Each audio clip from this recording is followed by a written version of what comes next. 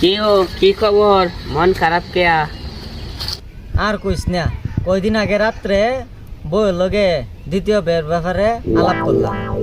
তো বউ তো মোটামুটি রাজি না করছে না। তবে রাত্রে খাওয়া দাওয়া করে ঘুমাইলাম, সকালে ঘুমোতে উঠতে দেরি হয়ে গেছে। তো উঠতে তাড়াতাড়ি গোসল করিয়া জুম্মার নামাজ পড়তে বাইরে হইলাম। এই সময় বউয়ে ডাক দিয়া কইতাছে যে কই যাও? আমি কইলাম জুম্মার নামাজ পড়ে আই।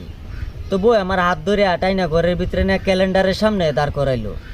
আমি জিগাইলাম কি হয়েছে? ক্যালেন্ডারে ছায়া দেহ। বলতাছে যে তুমি বৃহস্পতিবারে বিয়া করতে চাইছিলা, আজকে হইতাছে মঙ্গলবার।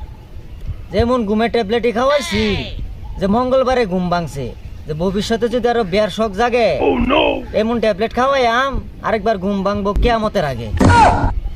ওই নির্বোধ বউলে এত বেশি বড়াইগিরি করে, এইবার ঠিক আছে।